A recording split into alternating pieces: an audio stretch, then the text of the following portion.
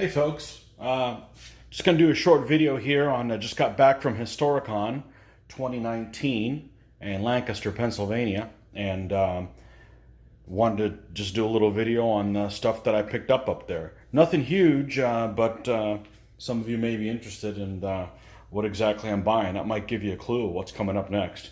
Or not, I got lots of things to paint, but anyhow, we're going to start off with the stuff that we picked up at the actual stores. So basically the first thing that I was looking for that's always hard to get a hold of here in town is the Army Painter Tufts. This particular color is the Swamp Tuft. It's kind of the only one that's not super bright, and it was out of those in town, and they'll have them at the store in town, but they're always out of this color, so I wanted to make sure I grabbed that. So that's one thing that I did. In getting them also, there's this other company that I'd never seen before called Gamer's Grass, and made in Portugal. So they're also a similar greenish type color as well. I didn't want to get something that was super bright that wasn't going to be able to mix well. So this is, I got some new armies I'm going to be working on that will probably work these in as well. So hopefully this will turn out pretty well. Never heard of Gamer's Grass before. It has a bunch of little small tufts, so hopefully those are pretty good. And these were basically $6 a pack for each one of these. So picked those up. It was nice picking the Gamer's Grass up one at the same time that I had this one, so that I could compare colors. And they are, this one's a little bit more brown, so it'll come out nicely. So got those two things for basing. Also talked myself into getting some, even though I have some rough ground, from Battlefield Terrain Concepts was selling, they usually have these rubber stuff. These in particular are from Timecast. Timecast stuff tends to be pretty neat. I like a lot of their buildings and never picked up their terrain before. This is a pack, is rough ground, small rough ground, and it looks like it's got 4 pieces here. And again, this ought to be able to work really well for 15mm size DBA stuff. So you got one that's actually pretty small here.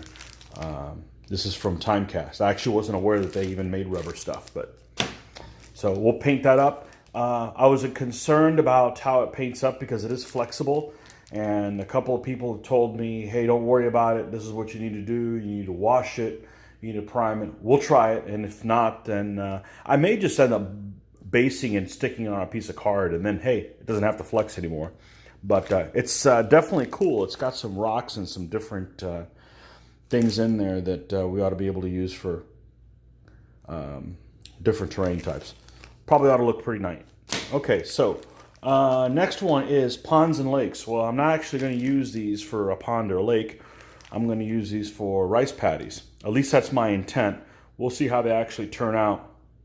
But figured I'd give these a shot as well. We've got a lot of Asian armies and more Asian armies on the way, so this ought to be pretty cool. Also from Timecast, Rubber Terrain. And what else? They had a big sale on these buildings. I really didn't necessarily need any of these in particular, but you know how it goes. I think it was buy 3, get 2 free, so I couldn't pass that up. These are battle scale. I'd never bought these battle scale before, and I want to say I'd seen them before. They're very similar to Timecast as far as quality. Now, I'll specify these are actually 6mm buildings, but I tend to like to use 6mm for my 15mm DBA stuff because it scales really well. But anyhow, I think last year I picked up a little Saxon village, put that together. It's been in a couple videos. Now we've got some odds and ends little guys here. So we've got a stone pig pen. That's cute. I don't know if there's going to be any pigs in there, but there's definitely going to be mud in the middle of it. I'll be able to mix that up, almost like a honeycomb type building with rocks. I suspect these will paint really well. Buildings are really a lot of fun to paint. Thatched timber frame barn. Well, that looks pretty good. We've got Dark Age pit house. Okay, so this looks similar to some of the other buildings I already have, but There actually weren't that many to choose from. It took me a long time to try to find the 2 free ones. So, thatched timber shack. I got a little shack here. Yeah, it's mounted on a little base. That'd be nice. And of course, this is actually the thing I wanted the most. I was actually surprised how much these are. All these other items were $3 and $4. This is actually a $7 item. Now there are 3 little buildings, and they're called Dark Age Roundhouse.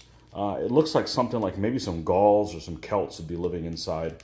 It says Dark Age. I'm sure I don't have Gauls or Celts. Mitch has them all, so we'll probably use them for some other people living out in the middle of the wilderness that have a battle unfold right in front of their front yard. So comes with 3 little buildings, very cute. So these ought to paint up really nice. So that's the only stuff that I actually got from vendors. It's kind of nice not being tempted by all this stuff. I'm pretty controlling as far as what I'm going to work on next. There's no point in buying a bunch of stuff and not using it for a while. The rest of the stuff was a flea market. These were actually... These 2 books I got from the flea market, and they're basically brand new. I got them for $5 a piece. There's one place that I've gotten some, if you've seen any of my posts on Facebook, anytime I get a chance to go to Jacksonville, I do go to Jacksonville, Florida. There's this place called the Chamblin Book Mine. This place is like the size of a Walmart, but it's subdivided like somebody's house. So it's really a place you could spend like 2 weeks inside of. And really never get bored. But they have a good osprey collection. I went over there on Father's Day weekend. We were in town, and I wanted to see if they had these 2 books in particular, because if you've watched one of my other unboxings, I just scored a Comnenian Byzantine army. And I don't need to have these books, but it's always cool to get inspiration, and I might find something in there I might want to read more about on Wikipedia or some other site. So I did have my eye on these 2 books. I thought Chamblin Book Mine had them. They did not. So, well, there you go. So this is really for the A list, and this is for the B list of the the Comnenian Byzantine army, and our DBA should fit nicely with those. So, typical Angus McBride plates, which are one of my favorite illustrators. He passed away, unfortunately, but just a standard fare here of different things, and of course the jargon as well. And we'll take a look at the plates on this one as well. And I'm going to admit a lot of these things are put on the internet illegally, which is a shame. But But it's not. It's always nice to have the book, especially when it's only $5. So, and books can't have enough books. So, anyhow, some nice color plates there. Hopefully some inspiration for future armies. Both of them, 2 different vendors, $5 a piece, flea market. Basically brand new. Okay, so actually what I really like about the flea market is getting figures that nobody wants. And we're going to go with these first, because this is really one of the things I like the most about Historicon, is these guys will have all these grab bags of figures. And as you've seen any of my armies, I make up my armies from every single different manufacturer known to man. They all mix together, and I mean, obviously they have to be the right troop types or whatever. So I've got these medieval figures here. We're going to put them up there at the top, what they look like. I'm not sure who the manufacturer is. I've never seen any of these before, and I surf a lot of figures online. So I figure these are guys that are either they're out of production, haven't been made for a while, or they're from a manufacturer that just doesn't list their pictures of their figures. But you guys can take a look at them up there. Maybe give me a clue who they are. I'm going to use them for generic medieval, and what I mean by that is for several different armies. I don't make generic medieval armies that can morph in French and Spanish and Italian and German. I'll literally paint and do the heraldry for each particular one. That I think that's my part of the enjoyment. But they are for different periods. In particular, I've got my eye on doing one army in particular, and I thought about these guys would work really well for some of the figures. So the pictures of them are up there. I have no clue who makes them.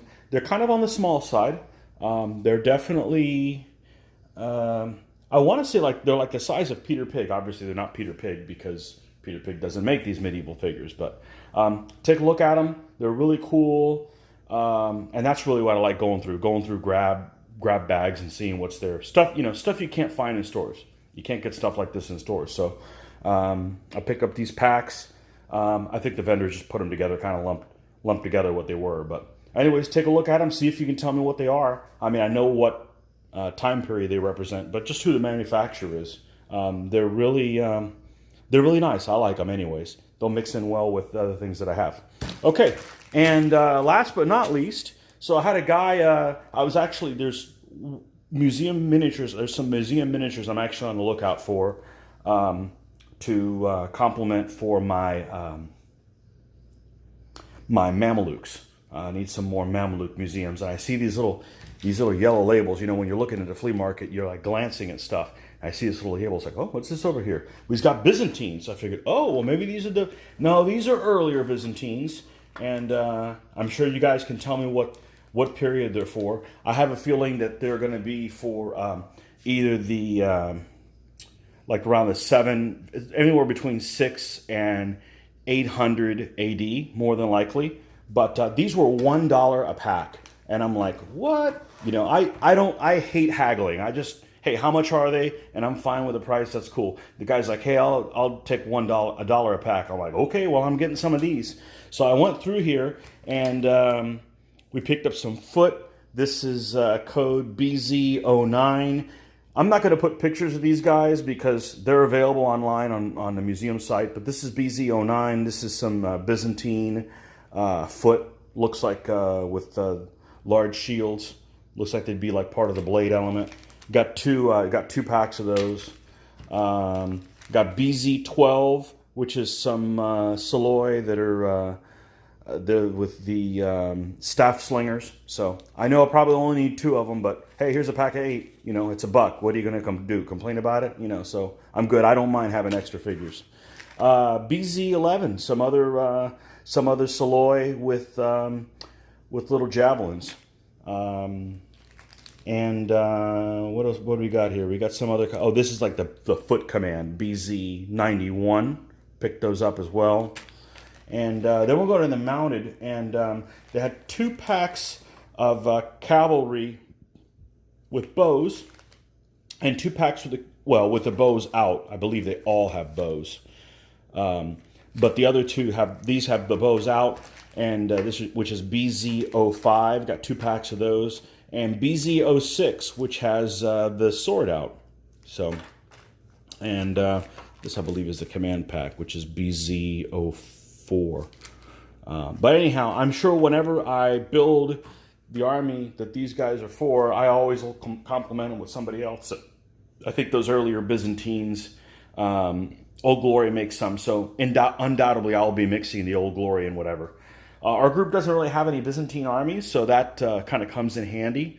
And I know I've got the Komnenian to do next. Well, I don't know if they're next, but the next Byzantine army I will do will be Komnenian Byzantine, which these guys won't work for. But hey, for $9, I couldn't pass this up. This is basically half of an army easily. So anyhow, hopefully you enjoyed what we did. We had a great time at Historicon 2019, new facility, and it was a lot of fun meeting some new folks and folks that we get to see every year. So, well, until next time, we'll catch you later on one of our other videos.